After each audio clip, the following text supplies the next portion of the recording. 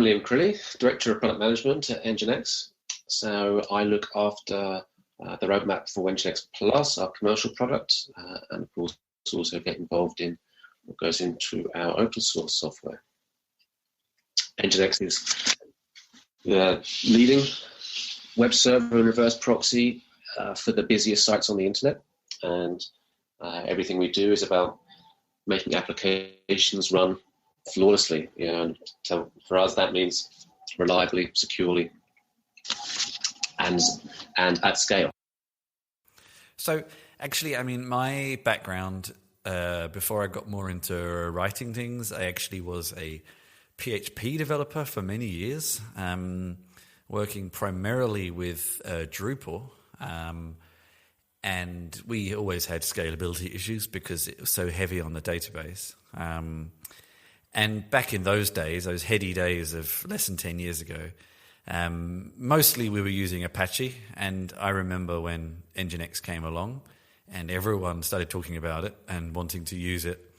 And I don't know if I completely understood enough detail at the time to know why. But maybe if you could briefly explain some of the differences between the kind of the top level technical difference between, say, Apache and NGINX, and why you might want to use NGINX over other options. Sure. So before I start, it's fair to say that Apache has come a long way since that time. So if I start by explaining why NGINX started to become popular so quickly, circa 10 years ago when stuff started to go, really ramp up in terms of adoption. I'll start there and balance that a little with that's not exactly how the way the world is now. But primarily, it's the architectural difference and the fundamental design of NGINX that makes it scale better, makes it more lightweight. So it's got a really small footprint, and it's at its heart, it has an event-driven architecture. And so that means that there's one copy of the application code, and there might be numerous workers, but those workers tend to scale with CPU cores as opposed to scaling with connections. So the original versions of Apache and what you'd have been using back in the Drupal days would be that every time a connection comes in, a new version of Apache is forked. And so that you think about the memory utilization when you start to have lots of concurrent connections, it's linear and it's significant, and you run out of memory very quickly. What happens with NGINX, what makes it different, is that when a request comes in, it's just put into a queue, and there's this event queue, and it's managed on a per worker process, and we go round and round a loop. And the best description that I've heard of it is it's like a grandmaster playing chess, and these big tournaments where you might have a grandmaster playing 20, 50 simultaneous games. So he's got an idea of where each game is. He walks around the room and he makes his move. And if this opponent hasn't moved yet, he goes to the next thing. And that's analogous to a huge number of web-based HTTP clients coming in on various different behaviors and on various speeds, sending their requests in. And so when we have a complete request, only then do we then make an upstream activity and hand it off either to the file system to serve a static file or to the network to reverse proxy. And that means that we only need to allocate 10K or that sort of number for each new request that comes in, just enough to hold the request metadata and know the status of it. So we can scale, and the original goal of NGINX when Igor Sysoyev created it was to solve a computer science problem of supporting 10,000 connections on a single piece of hardware, a single server box. That was a struggle for all the web servers of the day. Now with modern hardware and with NGINX at its level of maturity, we can scale to hundreds of thousands of concurrent connections without breaking a sweat and on quite modest hardware. So it's the inherent efficiency which made it popular. The configuration syntax is very easy to get your head around. in C style, semicolons. It was attractive to developers throwing up simple websites for development purposes. It was attractive to operations teams because it used far fewer resources, super stable and reliable. And interestingly, it's those same principles which have made us super popular in the container world. So NGINX is the #1 download on Docker Hub. And my belief is that's for the same reason. It's super lightweight, small memory footprint. If you don't do much with it, it doesn't take up many resources. And if you want to hammer it, it will respond very well. And you can scale it quite easily. And that level of simplicity, reliability, and predictability too. It does what you ask it to do. You don't see very many outlier behavior. The configuration syntax is extremely consistent, and the documentation coverage is the same. And so all these things make it. This is so one of the. I was going to save these for later, but seeing as you've brought it up twice in the past sort of minute, one of the questions I received from some people I asked for questions was, why did you go with your choice for configs and not use something like JSON or YAML or TOML? That's a great question. I think the best answer is to say that NGINX was conceived back in 2001, and those were not common formats. Yeah, good point. So what, and it's amazing just what difference that's made in the tech and software generally, having these nice standardized text file formats. But yeah, it's just an artifact of the maturity of NGINX as it is today. Okay. And let's go back in time. You say about 10 years ago. I mean, I also remember about 10 years ago hearing the name for the first time. So what is the origin story of NGINX? Who created it? What itch were they trying to scratch? And then when did it become a company as well? Sure. So it started, as I said, in 2001 was the idea for NGINX. And it was the idea of an engineer working at Rambler, which is a Russian internet portal back in the day. Still exists, of course. Very, very similar to what Yahoo looked like at the same time. And the internet was growing in volume, and the Apache-based web portal for Rambler was struggling to cope. And Igor Sisoyev, the engineer, thought that he would like to solve that problem, as it was causing him a genuine day-to-day headache. And he was also aware of the C10K problem, this computer science problem for supporting 10,000 concurrent connections on a single server box. That was the genesis of where NGINX came from. So he then started to write. He had this event-driven architecture idea in mind, and he started to write it. It wasn't until 2004 that he made his first public release. And it was a further 3 years before he claims it was viable. Although by that time, it had quite a lot of interest in around Russia, because all the documentation was in Russian. So it grew and grew, and there was a little open source team with Igor and a few others, and it became, like many successful open source projects, it was becoming a full-time gig. So he resisted for a number of years, but eventually some friends and he decided that they would make a commercial company to help NGINX, the software, move forwards. And that was in 2011. So NGINX was formed in 2011 with Igor and two other co-founders.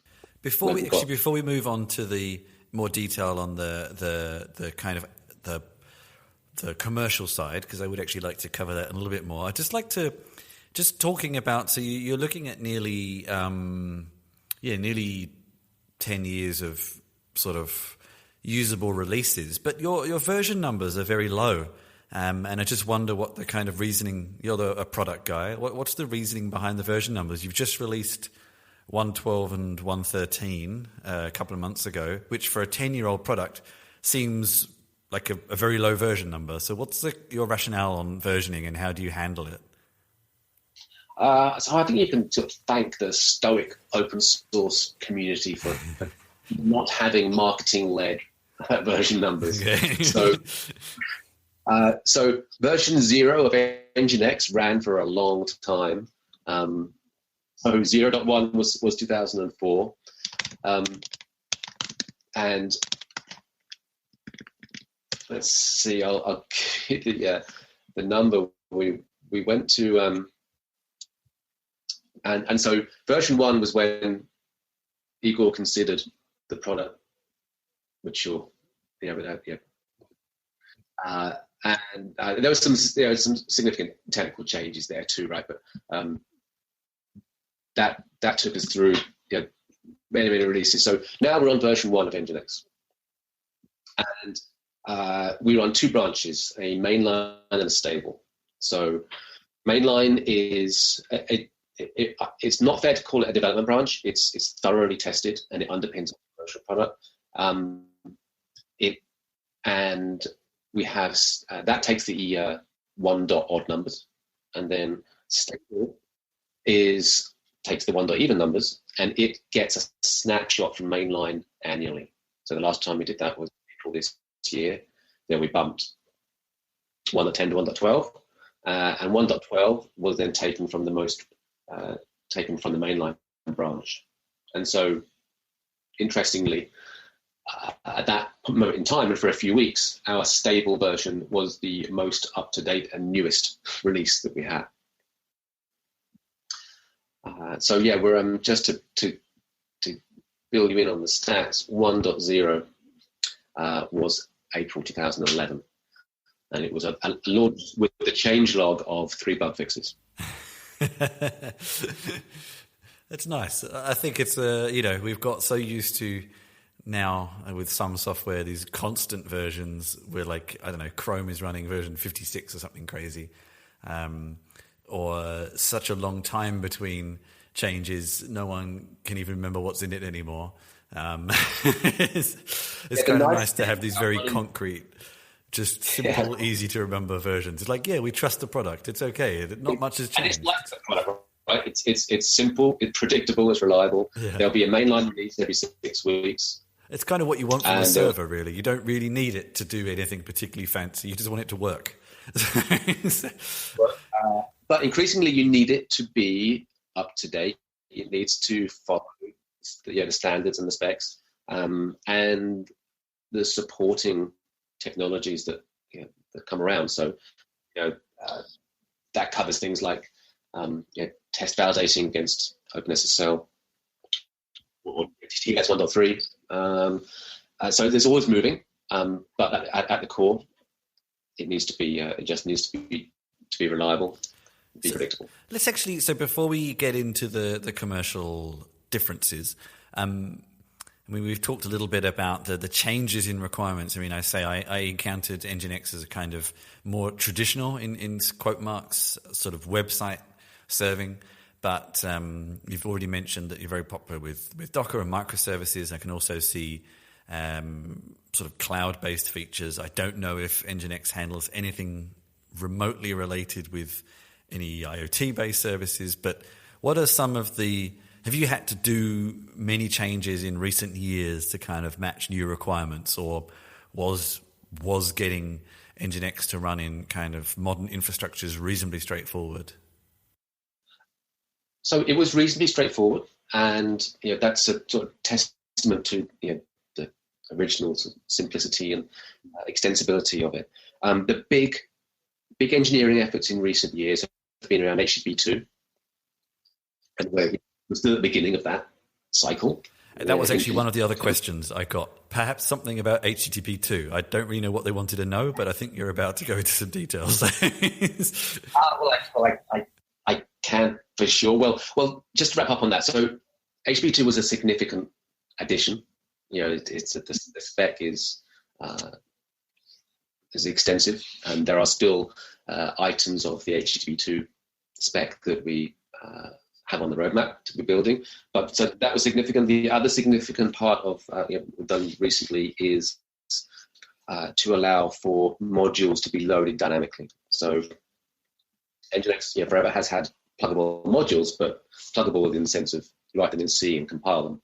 So whilst that's the same, you can now compile them separately and load them in, and that requires some significant changes to the core architecture of NGINX to make things how to load shared objects. So those were two things. I mean, you're right to mention IoT, for example, and it segues slightly to our commercial product, where as more and more use cases drove us towards optimizing our reverse proxy functionality, and that becoming almost in terms of popular websites, that's where we deployed, as well as serving static files and that traditional web server use case you described. And that led us to build some in our commercial product, but an awful lot in open source too, is to be a fully featured application delivery controller. So, an ADC in data center speak. And so that came with implementation of load balancing algorithms, and it came with implementation of layer 4 load balancing, so UDP and TCP functionality beyond HTTP. And I guess that kind of brings us back to IoT use cases. And we have customers, commercial customers and open source users using us for all manner of things. IoT being one, and certainly one that's on the rise. Okay, so sorry, carry on. Yep. Well, I just got to kind of bring that back to HTTP 2, as you had some questions around that. So it's we have a continual improvement program around HTTP 2. We delivered the core HTTP 2 use case, which was around HTTP 2 termination. So allowing NGINX to expose the site as being HTTP 2 aware, whilst the back end doesn't need any changes, and that can provide significant improvements for many sites and applications. But there's a heap of other stuff to do. We're about, in fact, just one of the most recent open source releases in the last month or so now includes support for HTTP2 trailers, and we're also looking at building support for server push and the other parts of the HTTP2 spec which aren't in the product today. So that's something which you can expect us to continue to pioneer and deliver functionality to that as it reflects what we see happening, as it reflects what our customers are asking for and what the open source community is trying to use HTTP2 for. Yeah. And is that likely to be a significant enough change that it might be a version 2? Or No. Okay. So we consider that the code base we have is a version 1 code base. Yeah. And okay. if we have version 2, it's likely to be a different code base. Okay, so, fair enough. All right. So, I mean, NGINX has been around for a while, so I guess you could say that your separation of sort of open source and commercial has been successful, and it's always refreshing to meet open source projects that are able to work on those different levels. So, what do you add to NGINX to the commercial product, and how do you differ from just a commercial supplier of an NGINX server? I mean, do you offer anything different from all the other third parties that do that too? So let me cover that second item first of all. So we differ significantly in that the employees of NGINX run the open source project. We take external contribution to the project, but we have full-time staff who dedicate an awful lot of their time to keeping the open source project healthy and efficient. And that means that when you buy NGINX Plus, our commercial software, that you're not just buying technical support on an open source project. The technical support, the people, if you need help, are the people who are, sit next to the open source team that write the software, and the professional services team, which help organizations like Netflix build out super high performance environments with our software and our technology. So you're buying into an awful lot of expertise, and the core engineering team are accessible. So that's what makes it, I think, significantly different to other open source companies. But on top of all that, we also have commercial functionality, which isn't in the open source product, and that we try carefully to target in a way that doesn't remove functionality from the open source community, but is attractive to enterprise customers who are looking for enterprise type integrations and a level of monitoring and programmability that you can need when you're generating revenue off the back. And I could see features that you could, if you wanted to, add on with other services, like service discovery using DNS is part of NGINX Plus. If you were just using the open source version, you could use something else to add that if you wanted. But you can. In some cases, there are community modules you can plug in to get that functionality. In other cases, there's some reasonably decent workarounds to achieve the same sort of thing. So that's a great example of a feature that is in our commercial product, but not necessarily, the use case isn't necessarily out of reach of the open source community.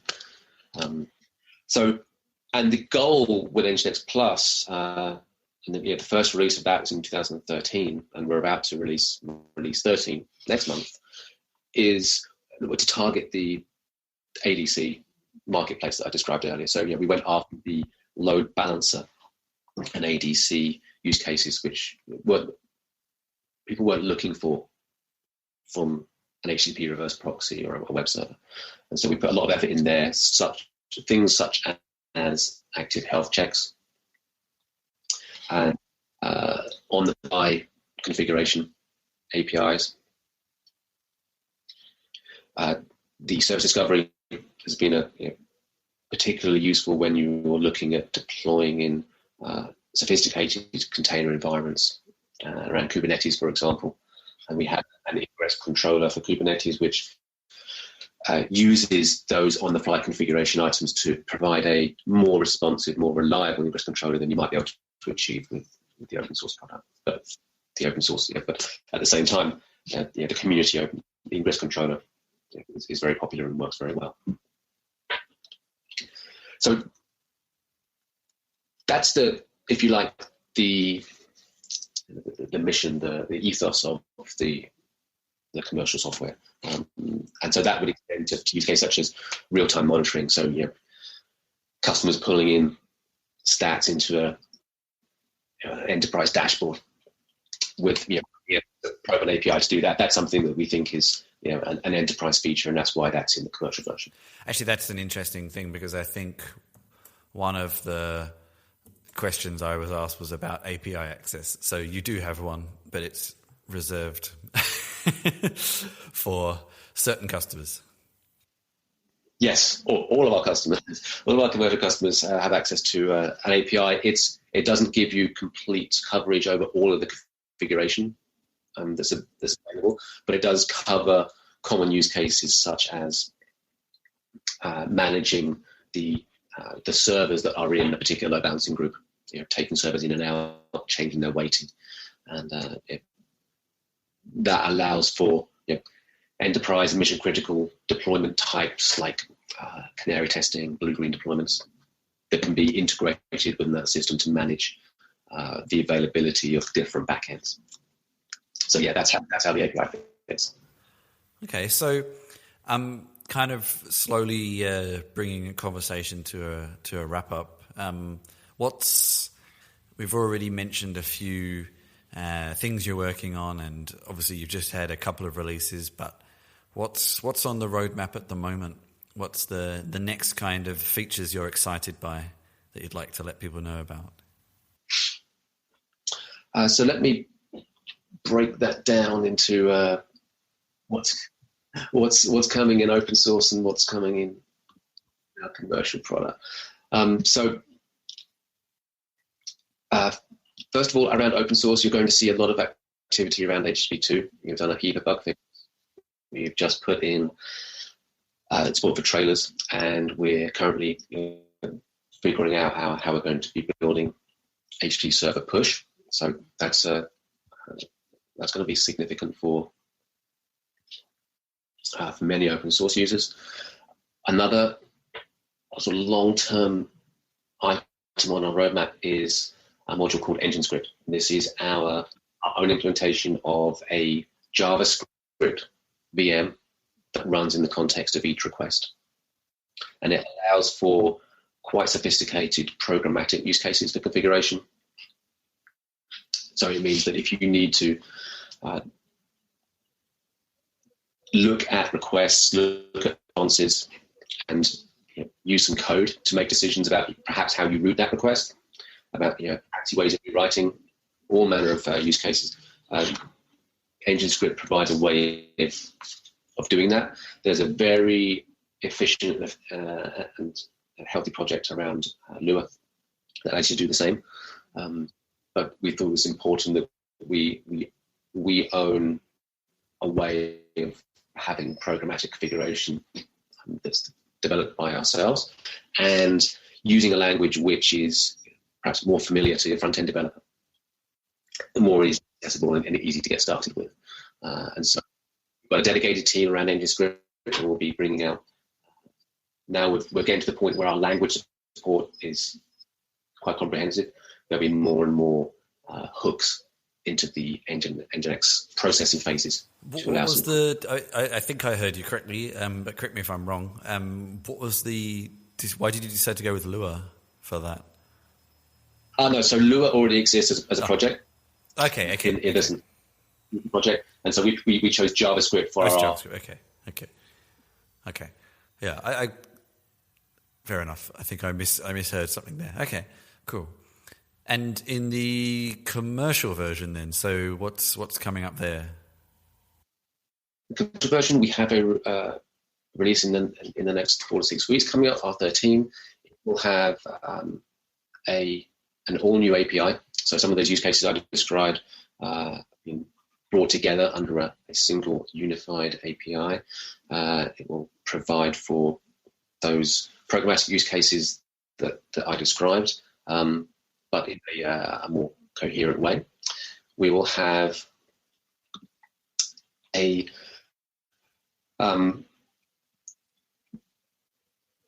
improved support for clustering and this year. So clustering is something which our customers have been asking us for a long time. In the last release, we provided a configuration synchronization solution across multiple instances in a cluster, and we'll be extending that so that the features of NGINX Plus are cluster aware. So, for example, if you're performing rate limiting using NGINX as an API gateway, you want to control rate limit, and you've got a cluster, you want to make sure that rate limit is evenly applied across all the instances rather than individually determined. So that will take us a massive step forward towards having those enterprise-grade load balancing capabilities. So if anyone is interested in kind of reading about some more specific use cases, especially I saw a couple there on IoT, your contributions to the NGINX blog have got some quite useful use cases. And yeah, I saw at least 2 or 3 there around IoT, as soon as we covered it. But also coming up in the next 6 weeks, you have NGINX Conf. You're also speaking about NGINX, so you get some more details. I'm also speaking about IoT. And, yeah, there you go. And that's just on the core NGINX side. There'll be some other interesting product announcements coming from other members of the team. So I think that will be there'll be lots to be looking out for during our user conference. And that's in Portland, Oregon. It is. Is it a ticket still available, or is it not ticketed? Or it is ticketed. Tickets are still available. So if you head over to NGINX.com, you will not only be greeted by a nice search box to go through the blog, but with the option to look at more information about our user conference. And I think is it your first, or have you had a few? We've had a few. This will be my third. Okay. And I think it will be number 4 in total. So I think it always seems to be the mark of a project reaching a certain maturity when you have enough speakers and interest to run your own user conference. Yeah, and that's certainly true. And it's also great when you've got paying customers that come along and talk about their use cases as well. So exactly, and I can always see their Dropbox, Adobe. I mean, companies that I use their services on a daily basis for sure. So well, and that's one of the how I often describe NGINX is that the busier the site, the more likely it is to be running NGINX. And the numbers show that really, really well. So if you look at, say, Netcraft or W3 Techs and their surveys, the top 1 million sites, 40% of those will run NGINX.